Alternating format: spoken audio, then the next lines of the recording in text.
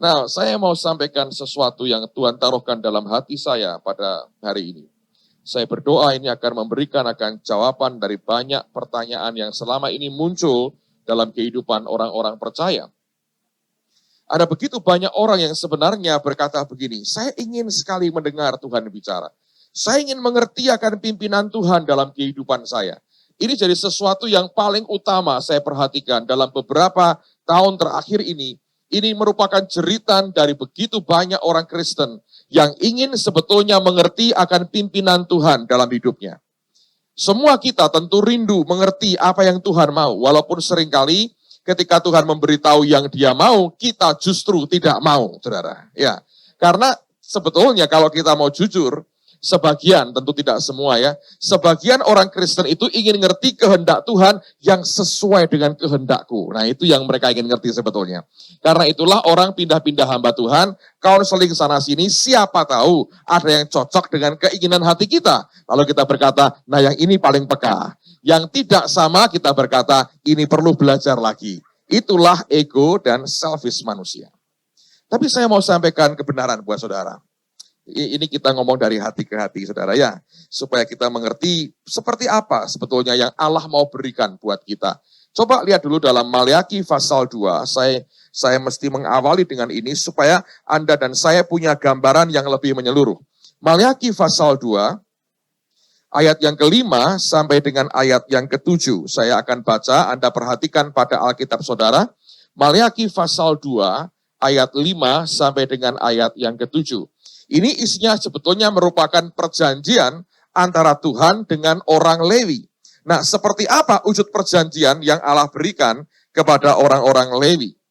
Maleakhi pasal 2, ayat 5 sampai dengan ayat yang ke-7, Alkitab berkata, perjanjianku dengan dia ini adalah orang Lewi atau para imam, pada satu pihak ialah kehidupan dan sejahtera, dan itu ku berikan kepadanya. Nah, Anda perhatikan, jadi kalau ada perjanjian itu sebetulnya melibatkan dua belah pihak atau lebih. Dalam hal ini melibatkan Tuhan dengan imam-imamnya atau orang Lewinya. Dari pihak Tuhan, ini yang dia janjikan. Yang pertama dia berkata, dari pihak Tuhan, dari pihaknya dia berkata, dia memberikan kehidupan dan sejahtera. Dan Alkitab berkata, itu ku berikan kepadanya. Menarik sekali kata sejahtera ini bukan hanya soal damai, tapi kata sejahtera artinya berkaitan dengan damai, kesehatan, dan kekayaan. Allah memberikan itu kepada orang-orang yang mengasihi dia, para imamnya. Bukankah semua kita adalah imamat yang rajani? Right? Nah, dari pihak Tuhan dia berkata, aku berikan kehidupan dan sejahtera, dan itu ku berikan kepadanya. Pada pihak lain, yaitu pihak kita sebagai imam-imam Tuhan, dikatakan, ialah ketakutan, dan ia takut kepadaku, dan gentar terhadap namaku. Jadi, yang Tuhan mau dari kita adalah, dari pihaknya dia berikan kehidupan dan sejahtera, dari pihak kita dia berkata, kamu harus takut kepadaku, dan gentar terhadap namaku. Jadi dia berkata, jangan pakai namaku sembarangan untuk kepentinganmu sendiri. Right? Nah, berikutnya dia berkata, pengajaran yang benar ada dalam mulutnya. Luar biasa ini, bahasa Inggrisnya, the law of truth, hukum kebenaran itu ada pada mulutnya. Dari pihak kita, Tuhan berkata, aku mau ada hukum kebenaran itu ada di mulutmu. Jangan ngomong yang lain selain hukum kebenaran. Dan dia berkata, dan kecurangan tidak terdapat pada bibirnya. Nah, orang kalau bicara hukum kebenaran, mesti dia berkata dengan tulus, tanpa ada maksud yang lain, tanpa ada kecurangan di dalamnya.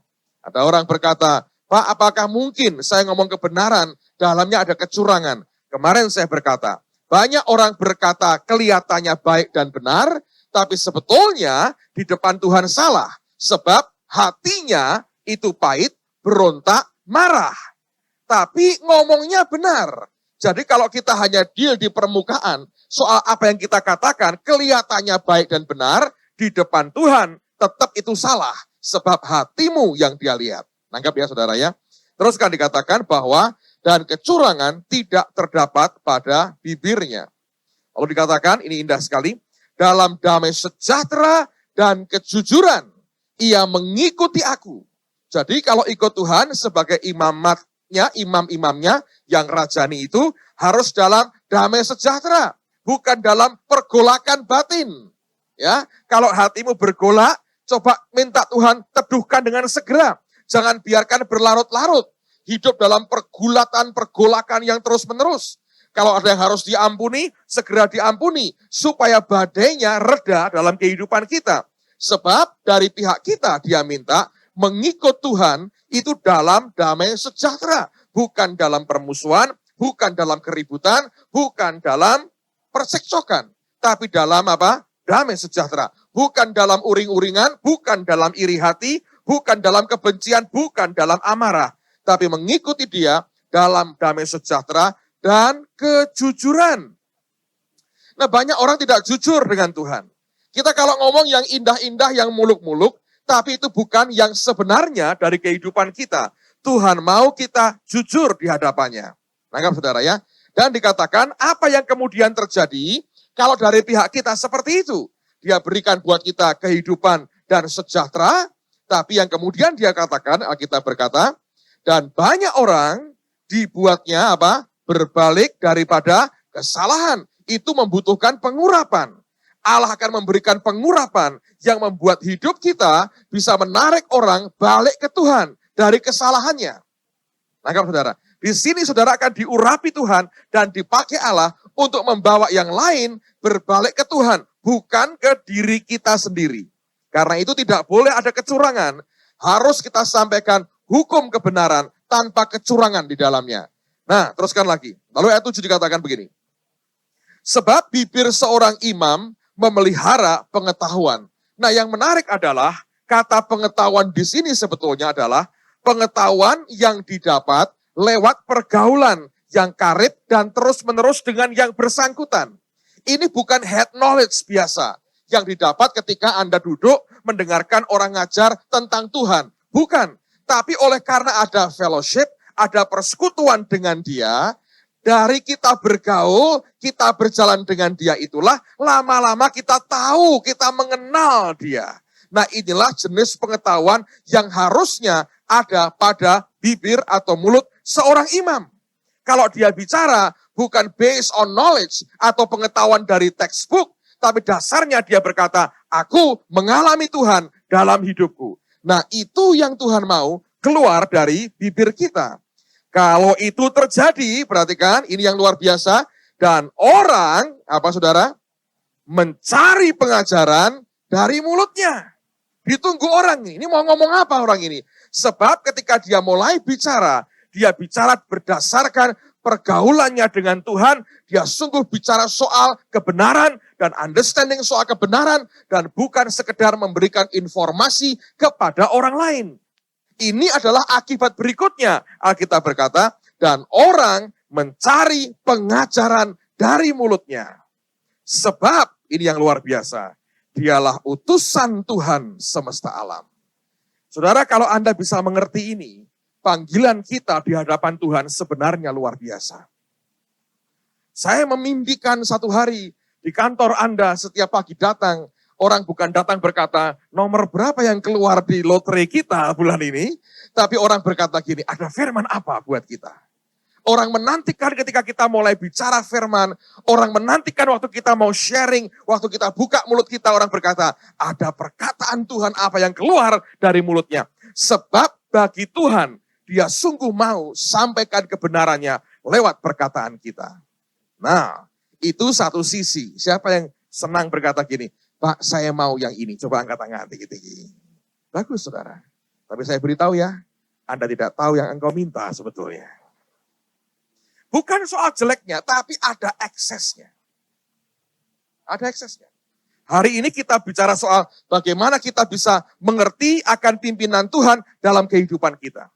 Nah, lihat akan sisi lain. Alkitab ini jujur, terbuka apa adanya. Ketika orang Alkitab berkata, dan orang mencari pengajaran dari mulutnya. Itu kalau orang mencari, sungguh-sungguh mereka mencari. Kalau perlu dia akan buat mulut Anda bicara, walaupun tidak pengen bicara. Anda tahu manusia itu mengerikannya luar biasa. Berkali-kali Alkitab mengatakan, Yesus hampir dihimpit, digencet orang banyak. Makan tidak sempat, dan orang tidak peduli itu, saudara. Tapi ini saya mau sampaikan apa adanya, ini yang terjadi. Pada saat saudara menikmati seperti ini, dalam certain level, saya berkata, ini ada harga yang mesti dibayar. Dan kadang-kadang, saya jujur berkata pada saudara, Anda bisa dan saya bisa frustrasi dengan daging dan semua keadaan. Kok bisa, Pak? Ini kan luar biasa, Pak. Betul.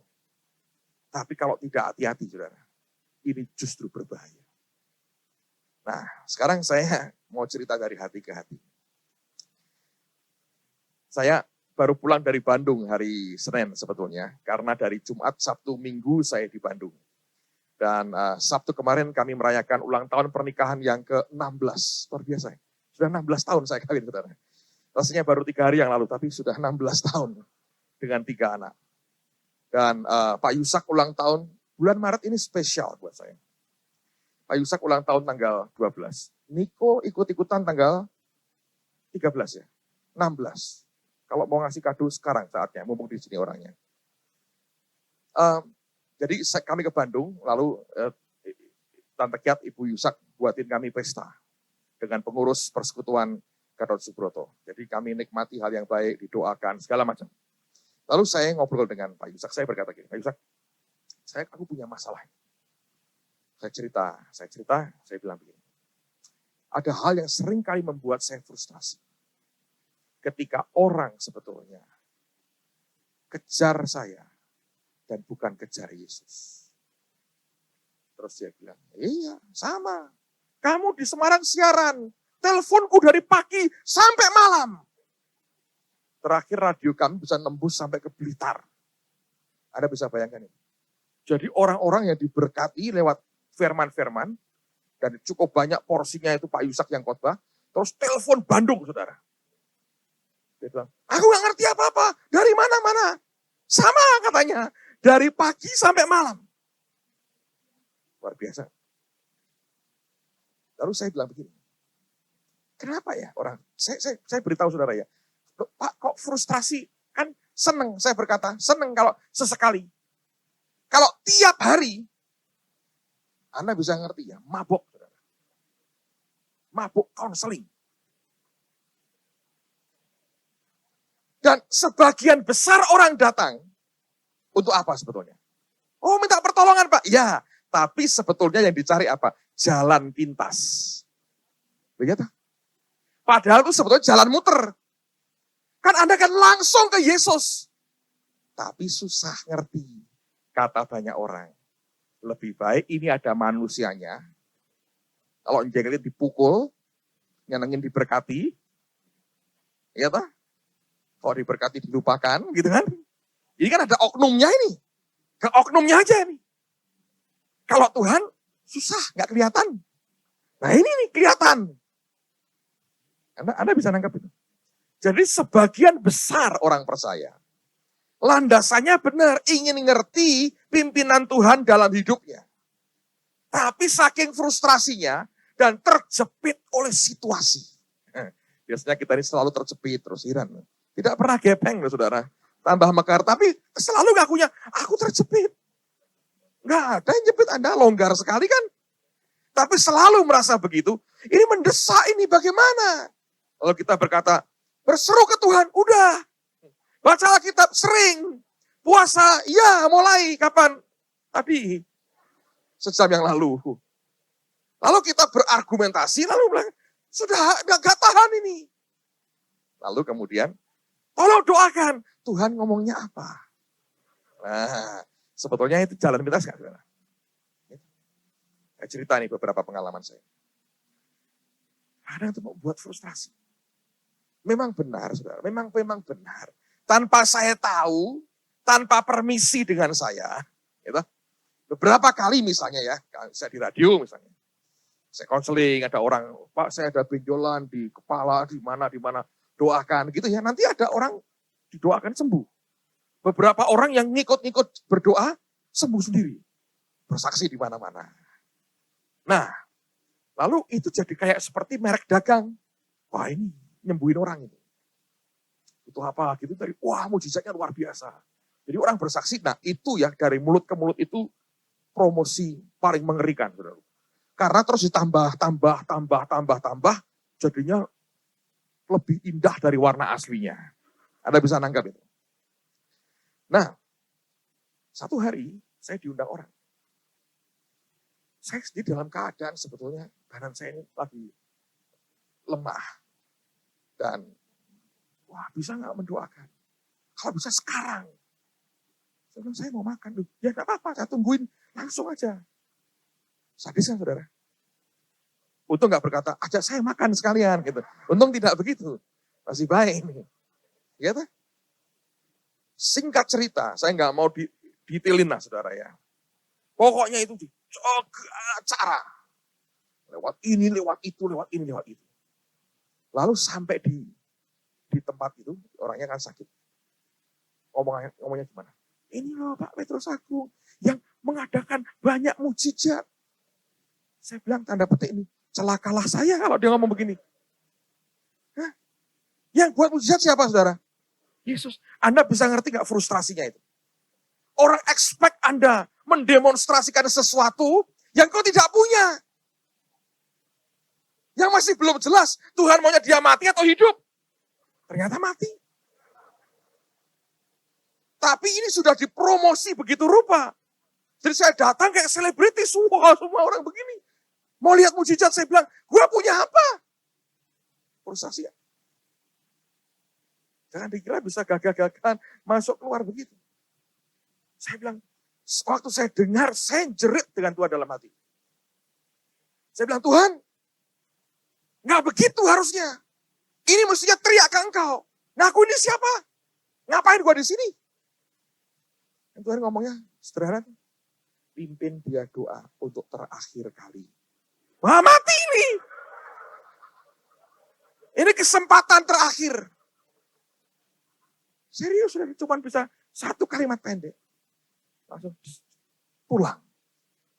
Malaikat pencabut nyawa. Bukan healing power, saudara ternyata. Saudara bisa ngerasain.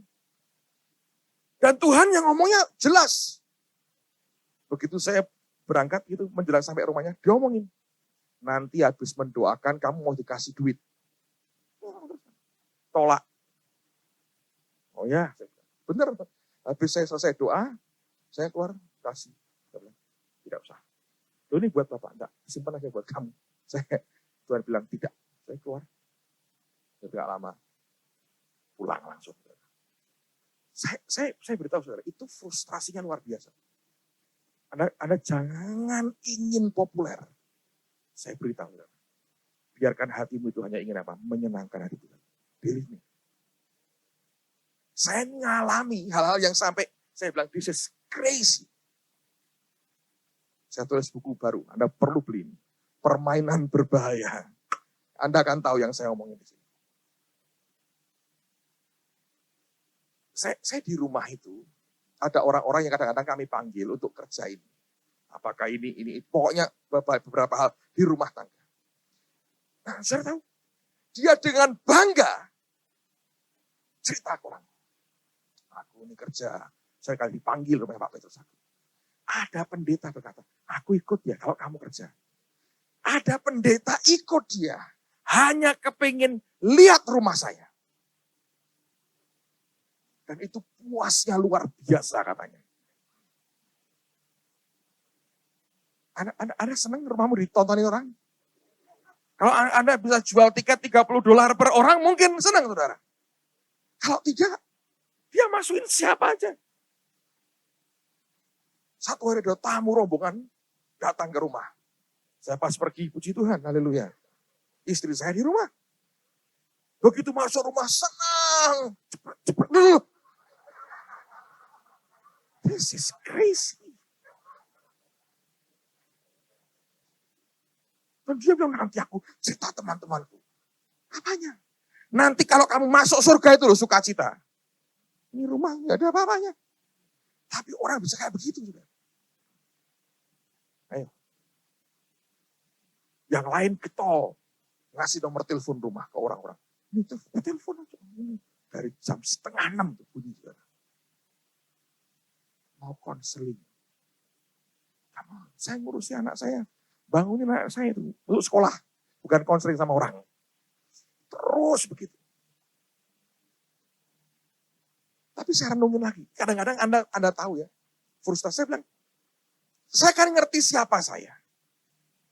Itu orang-orang didoain sembuh sendiri kok. Saya gak merasa ada tenaga keluar daripada saya. Nggak ada. Agak gatal rambut saya waktu itu, iya.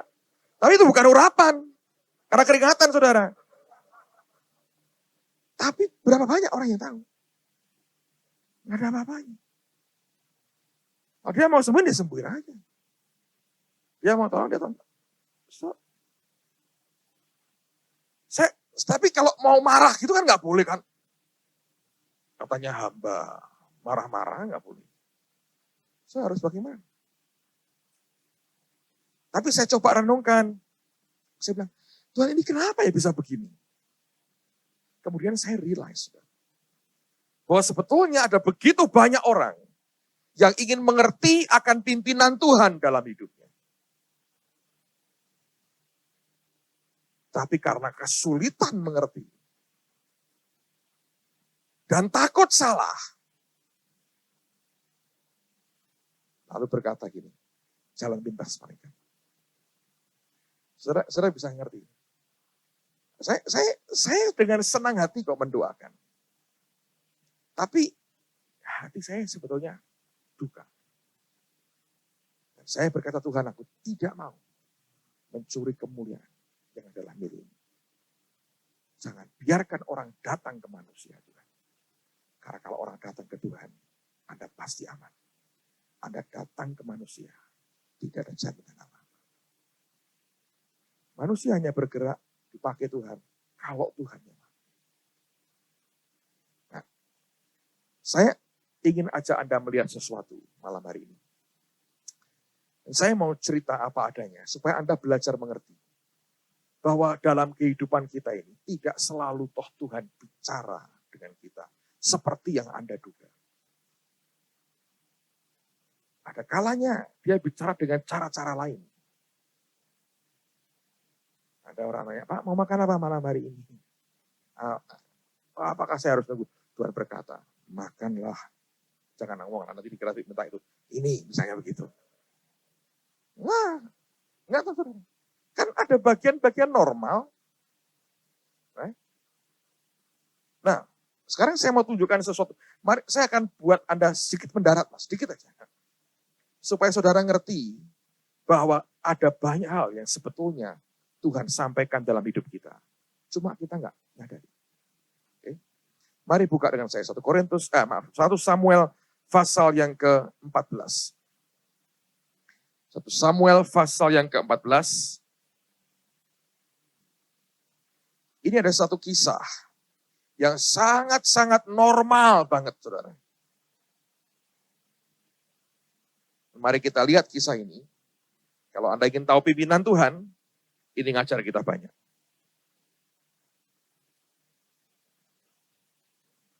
Satu Samuel 14. Lihat ayat yang pertama. Nah, sebelum kita baca, sebetulnya ini orang Israel dalam keadaan yang berat dalam peperangannya. Mereka praktis tidak punya senjata dan dalam keadaan terjepit. Hanya Saul dan Yonatan yang punya senjata. Nah, mari kita lihat bagaimana mereka bisa membuat terobosan, terutama Yonatan dalam keadaan seperti itu. Lihat situasinya, ayat yang pertama. Pada suatu hari Yonatan bin Saul berkata kepada bujang pembawa senjatanya, mari kita menyeberang ke dekat pasukan pengawal orang Filistin yang di sebelah sana.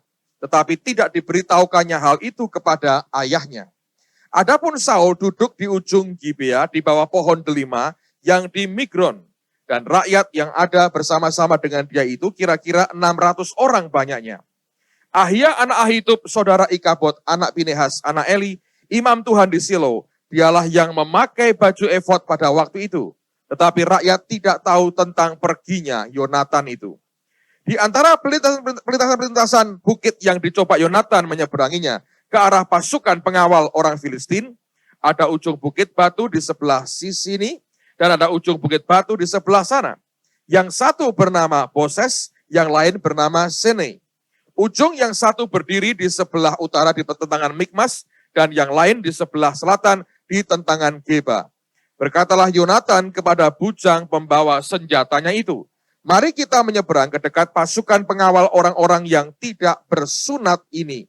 Mungkin Tuhan akan bertindak untuk kita, sebab bagi Tuhan tidak sukar untuk menolong, baik dengan banyak orang maupun dengan sedikit orang. Lalu jawab pembawa senjatanya itu kepadanya, lakukanlah niat hatimu itu, sungguh aku sepakat. Kata Yonatan, perhatikanlah, kita menyeberang ke dekat orang-orang itu dan memperlihatkan diri kepada mereka. Apabila kata mereka kepada kita begini, berhentilah sampai kami datang kepadamu, maka kita tinggal berdiri di tempat kita dan tidak naik mendapatkan mereka. Tetapi apabila kata mereka begini, naiklah kemari, maka kita akan naik. Sebab kalau demikian, Tuhan telah menyerahkan mereka ke dalam tangan kita. Itulah tandanya bagi kita. Ketika mereka keduanya memperlihatkan diri kepada pasukan pengawal orang Filistin, berkatalah orang Filistin itu, lihat orang-orang Ibrani keluar dari lubang-lubang tempat mereka bersembunyi. Orang-orang dari pasukan pengawal itu berseru kepada Yonatan dan pembawa senjatanya, katanya, naiklah kemari, maka kami akan menghajar kamu. Lalu kata Yonatan kepada pembawa senjatanya, naiklah mengikuti aku, sebab Tuhan telah menyerahkan mereka ke dalam tangan orang Israel. Maka naiklah Yonatan merangkak ke atas dengan diikuti oleh pembawa senjatanya. Orang-orang itu tewas terparang oleh Yonatan, sedang pembawa senjatanya membunuh mereka dari belakangnya.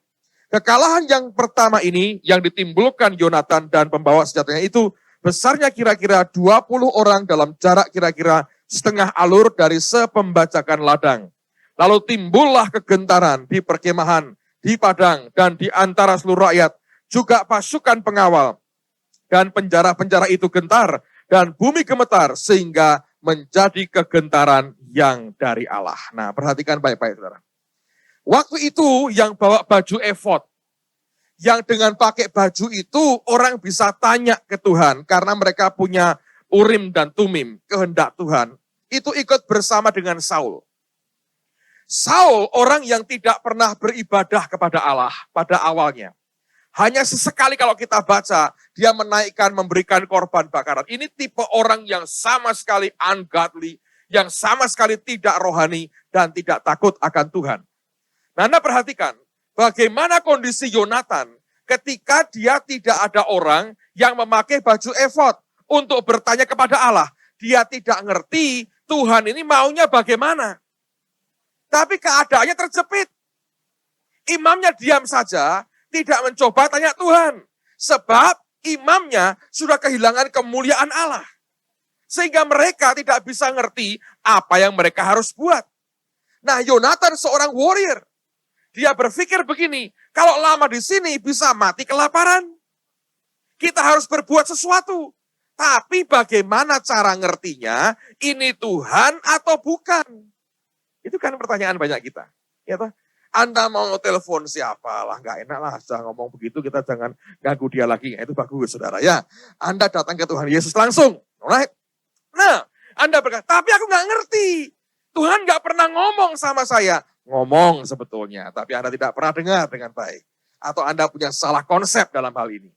Sekarang kau berkata begini, gimana caranya aku ngerti kehendak Tuhan? Ini sudah kejepit ini. Kalau didiamkan lama-lama bisa mati. Dan tanpa perang kita mati kelaparan. Bagaimana caranya mengerti kehendak Tuhan? Saya beritahu, ya memang susah. Dan kalau Anda perhatikan, yang di depan itu banyak kemungkinannya. Ada beberapa kata yang muncul di sini. Saya tunjukkan kepada saudara. Saya harap ini akan jadi berkat bagi Anda. Yang pertama itu ada bukit namanya Boses. Lalu ada yang namanya Sene. Lalu itu ada di tentangan pegunungan namanya Mikmas. Dan Geba. Ngerti saudara? Nah, ini sebetulnya yang dihadapi itu empat nama ini. Itu memberikan gambaran sebetulnya. Dari arti namanya memberikan gambaran betapa secara manusia, masa depan kita ini memang gak ada orang yang tahu. Jadi memang ada banyak kemungkinan. Lihat ya, nama Boses artinya bersinar. Nah kalau ini yang muncul, bagus. Tapi Sene artinya berduri. Jadi Anda ini ke depannya dapat sinar atau duri, nggak tahu. Dua pilihan memang. Kata Mikmas artinya hidden atau tersembunyi. Nama Geba artinya bukit atau hill. Jadi apakah bersinar atau berduri tersembunyi? Dan yang pasti ada bukitnya. Apa itu? Simbol dari hambatan. Dari sesuatu yang menghalangi kita. Jadi Yonatan dihadapkan kepada dua pilihan. Kalau ini berhasil, ya bersinar. Kalau gagal, ya berduri. Tapi yang mana itu? Hidden, tersembunyi. Gak jelas. Kan begitu kan hidup kita. Saudara melangkah ke depan kan bingung ini. Tuhan atau bukan? Tuhan atau bukan? Banyak orang salah. Banyak orang sekali salah, terus benar. Banyak orang salah dan tetap salah. Lalu karena pernah salah, trauma kita. Tidak berani melangkah. Apalagi kita merasa begini, aku tidak peka dengan suara Tuhan. Padahal ngaku dombanya Yesus. Domba-dombaku apa? Mengenal suaraku. Jadi kan kontradiksi kita ini sebetulnya, saudara. I think karena kita ini ngalami misunderstanding aja. Nah, perhatikan ini. Jadi di depan kita memang benar ada dua pilihan. Apakah akan berhasil atau akan gagal? Apakah sinar yang kita dapat atau duri di situ yang melukai kita? Dan semuanya masih hidden, tersembunyi. Ditambah ada bukit di situ, ada pegunungan yang harus ditembus. Nah, sekarang pertanyaannya akan begini kembali. Bagaimana caranya dalam keadaan seperti ini, tanpa pakaian efod, tanpa orang yang bisa ngerti ya dan tidak dari Tuhan, kita tetap bisa ngerti pimpinan Tuhan dalam kehidupan kita. Memang idealnya kalau kita dengar Tuhan bicara. Itu paling top, saudara. Itu pun Anda belum tentu ngerjakan. Kalau tidak sesuai dengan seleramu kan berat. Ya kan? Nah, saya berkali-kali cerita nih bagaimana Tuhan ngomong dikerjakan luar biasa. Anda dengar dengan banyak hamba Tuhan, Tuhan ngomong lalu dikerjakan luar biasa. Tapi coba hitung. Pengalaman-pengalaman dia dengar Tuhan bicara dan dia mengerjakan, dibandingkan pengalaman seperti Yonatan, banyak mana? Jujurnya loh, banyak seperti Yonatan. Ada saat-saat dia ngomong tertentu, ya saya ngalami. Saya mau dengerin dia ngomong apa, itu kuncinya soalnya. Tapi kenyataannya kan tidak every day dia berkata, hari ini begini ya, besok begini. Itu enak sekali itu. Dan bukankah itu impian semua kita? Kapan saya begini? Tapi kenyataannya pengalaman Yonatan ini lebih sering kita alami. Gak ada apa-apa tuh. Dengar apa? Jangkrik kemarin. Burung hantu malam-malam. Nggak denger tuh. Tuhan nggak ngomong apa-apa. Ayo. Jadi gimana dong supaya ngerti? Masa kita diam aja? Tuhan berkata, enggak. Aku juga bicara sebetulnya. Nah, sekarang saya mau ngomong dengan Anda beberapa langkah praktis. Saya harap saya berdoa, Anda bisa ngerti. Karena itu yang kenyataan yang saya hadapi. Berkali-kali saya ngalami hal yang sama. Berarti ternyata Tuhan tidak bicara. Karena Alkitab berkata, the just shall live by faith. Orang benar itu akan hidup oleh karena apa? Iman, saudara. Bukan karena apa yang kita lihat, yang kita rasa, tapi karena by faith, oleh karena iman. Nah sekarang ada beberapa hal yang Anda mesti ngerti. Yang pertama begini. Yonatan, sebelum dia melangkah maju, walaupun itu tidak jelas, sebetulnya di hatinya itu ada iman. Dia ngomong gini, sebab bagi Tuhan tidak sukar menolong, baik dengan sedikit orang maupun dengan banyak orang. Nah sekarang begini, kalau Anda menghadapi tantangan nih ke depannya, aku mesti ngapain? Kalau Anda mau melangkah, tanya dirimu, kau punya iman? Oh saya percaya Tuhan. Saya nggak tanya itu. Anda punya iman? Tanya gini, bisa nggak? Bisa nggak? Menurut Anda bisa? Kalau goyang, saudara, jangan buat itu. Tapi mungkin Anda berkata gini, oh, Tuhan mau bisa. Bukan karena dengar ini, oh ya konsepnya kalau Tuhan mau bisa. Itu di sini. Iman itu real. Berarti itu bukan cuma konsep di otak kita, tapi di sini. Anda punya nggak itunya? Punya nggak di dalam? Yang berkata gini. Itu Anda punya. Saya bilang, aku dinubuati. I don't care. Nubuat boleh nubuat, bagus. Tapi Anda punya nggak itu di sini? Punya nggak? Yonatan berkata gini, gampang buat Tuhan, gampang. Itu iman sebetulnya. Apakah dia mau atau tidak? Entah. Makanya dia bilang, mungkin Tuhan tolong kita. Mungkin. Dia masih gak jelas. Tapi di batinnya dia berkata, bisa. Saudara ngadapin apapun ya, problem, tanya, punya iman? Kalau goyang, jangan buat. Sebab tidak mungkin terjadi apapun tanpa iman. Nah supaya punya iman gimana Pak? Iman kan dari rema. Makanya baca Alkitab, terus baca. Nggak ngerti Pak, nggak urusan. Oh memang kita nggak ngerti. Kecuali dia menjelaskan buat kita. Terus saja, pokoknya terus. Nanti ada waktunya. Dia mesti mulai. Ketika dia bicara sesuatu, muncul. Ayo dengar firman ya, dengar seperti ini. Sembayangnya gitu, Tuhan ngomong ke aku. Karena kalau tidak, engkau hanya tahu informasi. Jadi kalau Anda melangkah apapun pertanyaannya, punya nggak iman di sini? Ada nggak dalam itu? Lonjakan di dalam. Kalau itu lonjakan muncul, walaupun kau belum jelas, ini ya atau tidak. Tapi Tuhan bisa. Aku yakin bisa. Dia mau bisa. Itu berbeda loh, saudara. Dengan orang tidak punya apa-apa. Kalau soal duit, saya anjurkan jangan buat lompatan terlalu tinggi. Karena itu dangerous sekali. Anda kalau main di level 1-2 juta ya, tahu-tahu tiba-tiba kasih 300 juta. Oh ini ada proyek, mau nggak tangani 300 juta? Mikir dulu dan sembahyang lebih banyak. Sebab itu lompatan gitu. Terutama kalau beresiko buat hidupmu. Ya. Kadang emosi kita, ingin dapat duit banyak kan.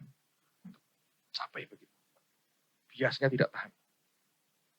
Karena iman itu ada ukurannya. Itu perlu exercise. Sampai ke level tertentu. Nangkap ya saudara. Jadi kalau Anda mau melihat ke depan, berbuat sesuatu, coba dicek dulu. Ada nggak lompatan di hati di rohmu? Kalau ini lompatannya di rohmu itu keluar. Saya berkata, coba. Kok itu muncul? Wah bisa. Karena ngelamar kerjaan, sembahyang, Tuhan aku mau cari kerjaan. Satu hari kau bilang, aku mau ngelamar di sini. Bisa. Kalau Tuhan mau bisa, masa nggak bisa? Bisa. Begitu itu muncul lompatan dalam. Walaupun belum terlalu jelas semuanya. Itu sudah awal bagus. Yonatan berkata gini, mungkin Tuhan akan bertindak untuk kita. Sebab bagi Tuhan tidak sukar untuk menolong baik dengan banyak orang maupun dengan apa? Sedikit orang. Tidak masalah. Bisa. Nah, itu yang Anda mesti pegang. Kalau tidak, ini gawat. Yang kedua, jadi pertama Anda punya. Yang kedua, saudara harus punya damai, peace dalam hidupmu. Ini bujanya berkata, lakukan. Sungguh aku sepakat. Karena kita berkata gini, di mana ada kebenaran, di situ akan tumbuh apa? Damai sejahtera. Nah, damai ini penting buat hati. Ngerti? Hati ini harus dijaga. Harus. Alkitab berkata, jagalah hatimu dengan segala kewaspadaan. Mesti waspada. Yang berbahaya ini emosi dari hati kita. Banyak orang membiarkan dirinya karena emosi ingin segera memiliki sesuatu, dia dekatkan dirinya dengan tekanan. Ini pressure berbahaya. Karena hatimu jadi goyah. Engkau tidak bisa lagi balance dengan Tuhan. Didesak kebutuhan. Ingat ketika Petrus mendoakan Dorcas yang mati. Yang pertama dia buat adalah apa? Dia suruh semua orang yang meratap itu apa? Keluar.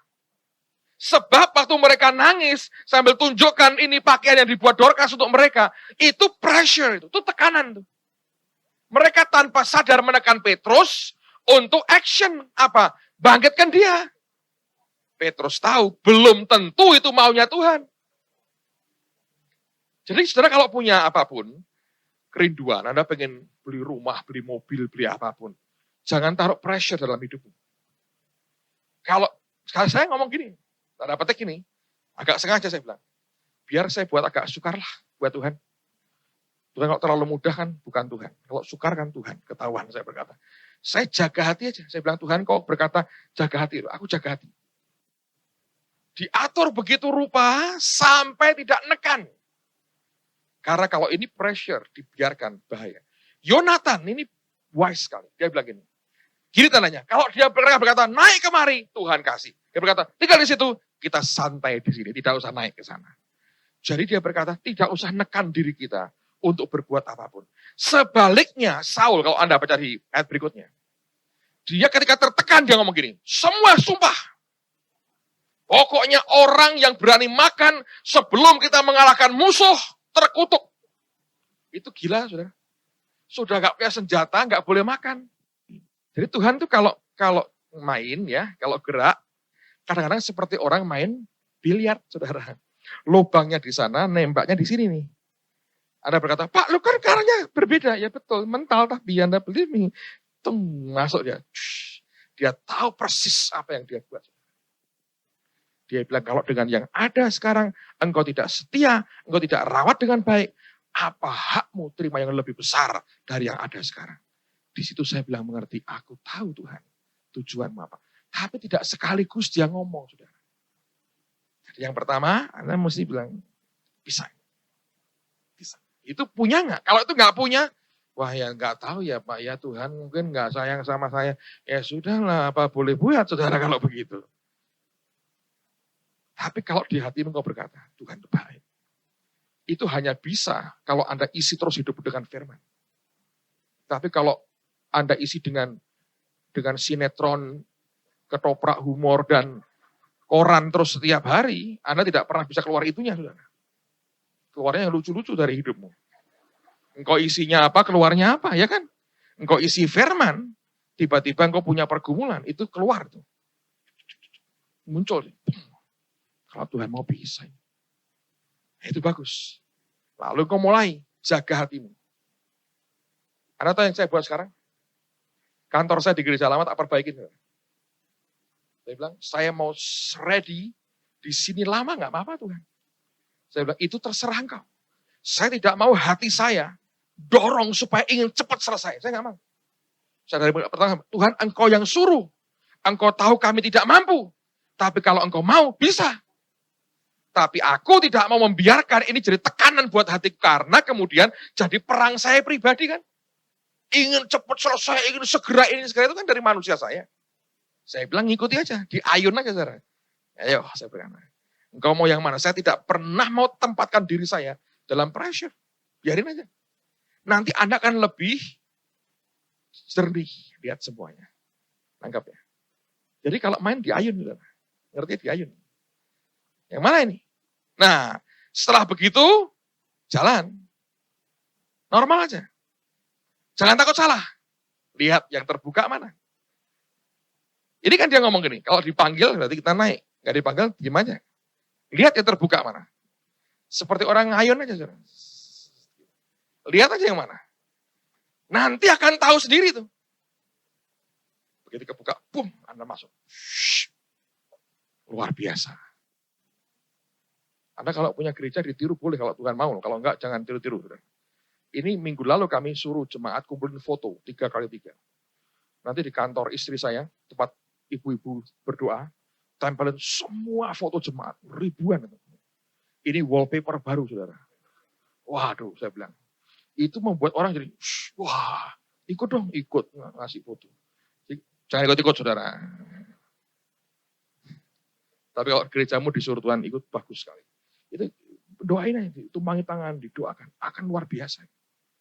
Itu membuat orang sadar. aku tidak sendirian. Aku didampingi, didukung, didoakan minimal. Dibawa ke Tuhan setiap saat. Itu bagus. Ngerti? Jadi ada saatnya kayak begini nih, saya ngayun. Nunggu. Kalau dia ngomong. Kalau enggak, mari kita lihat. Yang mana nih yang Tuhan buka? Nggak tahu saya. Begini aja. Tapi saya bilang, ini bisa, ini bisa, ini bisa. Ini Tuhan yang suruh, mesti terjadi. Luar biasa. Saya kan kadang-kadang bayangin diri saya itu kayak pilot. Terbangin pesawat dengan banyak instrumen. Yang gak apa semuanya, yang ngikuti aja lah intinya. Naik. Kalau meledak Pak, dalam tangan Tuhan lah sudah jalan saudara. Banyak panelnya itu. Mau diapain? Jadi ini banyak sekali. Ya kita punya banyak ukuran yang kita bisa lihat, tapi selebihnya ya dalam nama Yesus saudara. Nah itu belajar. Nanti kan ketika dia buka, kita bisa ngerti. Sebab, dengerin baik-baik. Tuhan lebih punya kepentingan Anda ngerti apa yang dia katakan. Dia mau itu. Dia tidak mau firman itu kembali dengan sia-sia. Dia harus sampai ke hidupmu. Percaya. Dia bukan Tuhan yang mempersulit kita. Tapi seringkali yang menghalangi itu apa? Suara kita sendiri. Coba ya kalau Anda nggak percaya. Nanti Anda pulang ke depan tuh. Senin itu kan waktu rame. Anda coba ngobrol ya, atau dengan temanmu itu di depan loudspeakernya orang nyanyi lagu dangdut. Anda ngobrol. Dengar nggak suara temanmu? Nggak tahu. Karena ada suara lain yang lebih kencang. Hidup kita ini dangdutnya terlalu kencang nih di dalam ini. Ngerti? Sehingga jazznya Tuhan nggak dengar. Handle-nya Tuhan nggak dengar ini. Karena apa? Ini terlalu kencang dangdutnya nih. Fales lagi. Maunya kita nih banyak nih. Coba itu matiin. Nggak bisa Pak, putus kabelnya. Supaya diam sebentar. Nanti kan suaranya didengar. Dan Tuhan jangan suruh teriak-teriakan dong dengan dangdut itu. Karena ini terlalu banyak ini di sana. Ngomong kok mesti. Saya taruhkan hati saya jauh dari pressure. Supaya tidak terlalu banyak bicara hati saya. Kadang kalau sudah tertentu ingin, saya ngerti. Anda bisa nangkep. Yonatan belajar. Yang mana nih? Kita lihat aja. Kalau dipanggil, dia buka pintu buat kita. Ayo masuk. Kalau nggak dipanggil, diam aja kita. Tapi dalam hati yang paling dalam dia bilang, bisa sebetulnya. Jadi saudara tidak perlu jalan pintas. Apalagi kalau itu didasari karena ketakutan dan keraguan yang besar. Coba belajar, jalan. Kalau salah Pak, nggak apa-apa. Engkau bilang, Tuhan tolong aku. Salah aku ngerti mana salah. Belajar, jalan. Dibuka nggak? Dibuka nggak? Jangan terlalu kenceng kalau Anda emosi ya. Kenapa? Bonyok semua saudara. Bukanya pelan-pelan aja, dicoba aja yang mana. Tapi jangan emosimu dimainkan. Kalau Anda main emosi, wih, tabrak sana tabrak sini. Nanti ya. Di situ kau mulai belajar. Tuhan maunya apa sih? Ini maunya apa? Ini enggak cocok. Lama-lama akan Anda ketemu formatnya dengan Tuhan. Bentuknya dengan dia tuh, oh Tuhan mau aku tuh begini nih. Nah dengan itu, understanding itu saja, engkau mulai jalan. Engkau sudah mulai lihat apa yang dia sediakan buat kita itu luar biasa. Amen, saudara. Karena saya sedang mengalami. Ini kan menarik. Saya juga berkata, saya juga mau melihat Tuhan nanti kerjanya seperti apa. I don't know. Hanya bilang ini 5 roti 2 ikan. Tuhan itu Allah yang luar biasa. So kalau Anda bisa belajar begitu, Anda akan lihat. Nanti kapan Pak saya bisa ngerti? Nanti Anda ngerti. Sebab yang buka mata rohanimu, Tuhan sendiri. Ayat terakhir, Kejadian pasal yang ke-21. Kejadian pasal yang ke-21.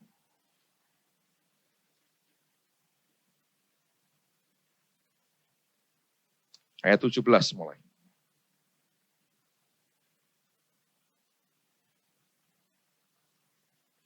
Kejadian pasal 21. Ayat 17. Allah mendengar suara anak itu, lalu malaikat Allah berseru dari langit kepada Hagar, katanya kepadanya, Apakah yang engkau susahkan, Hagar? Janganlah takut, sebab Allah telah mendengar suara anak itu dari tempat ia terbaring. Bangunlah, angkatlah anak itu dan bimbinglah dia, sebab aku akan membuat dia menjadi bangsa yang besar. 19, perhatikan. Lalu Allah, apa saudara? Membuka mata Hagar sehingga ia melihat sebuah sumur. Ia pergi mengisi kirbatnya dengan air. Kemudian diberinya anak itu apa? Minum. Saya mau tanya. Sebetulnya sumurnya sudah ada atau tidak ada? Sudah ada ya. Tapi belum terlihat. Saya ada pesan Tuhan buat saudara. Sumur pertolongan hidupmu itu di depan matamu. Yang engkau butuhkan, buka mataku supaya aku bisa lihat. Jangan tanya, Pak, aku kanan, kiri, atau terus. Itu sumur bisa jadi kuburanmu. Kalau saya bilang, terus. Kejungkal, saudara. Itu jadi kuburan. Engkau tidak perlu tanya kanan atau kiri atau terus. Yang kau butuhkan apa? Buka mataku. Sebab sumur pertolongan hidupmu di depan matamu. Amen, saudara. Pak, nggak lihat. Pelan-pelan diraba. Di sekitarmu, Pak, saudara. Nggak jauh. Tidak jauh. Alkitab berkata, maka Tuhan memberi dia seekor onta. Lalu Hagar naik onta 30 km lagi. Mana ayatnya? Nggak ada. Alkitab berkata, Allah membuka mata Hagar sehingga ia melihat sebuah sumur. Masih dalam jangkauan pandanganmu. Ingat itu gurun, saudara. Dia lihat di depan matanya. Amen. Alkitab tidak berkata Allah memberi dia seekor onta. Allah cukup membuka matanya. Kalau nggak tahu, Pak, masih belum kebuka. Samar-samar, gurunnya kena badai. Coba pelan-pelan diraba. Jangan emosi nanti malah kejungkal masuk jadi kuburan, saudara. Itu sumur pertolongan hidupmu di depan matamu sebetulnya. Yonatan, dia pakai senjata yang dia pegang. Terbatas, Pak. I know. Kita tidak berkata, maka Tuhan mengirimkan senjata dari langit, bertruk-truk banyaknya, dikirim oleh kereta berapi, dan Yonatan mengasah pedangnya, dan dia membawa 30 pisau seperti ninja. Nggak ada itu. Dia apa yang ada di tangannya? Nggak jauh, saudara. Coba jalan. Coba pertanyaannya, ada nggak di sini? Yang sampai nggak berkata, bisa. Bisa nggak kira-kira? Kalau itu muncul, bisa. Coba jalan. Nggak jauh. Amen, saudara. Tutup Alkitabmu. Mari sembah Tuhan kita. Thank you, Father God. Angkat tanganmu di depan Tuhan dan sembah Dia.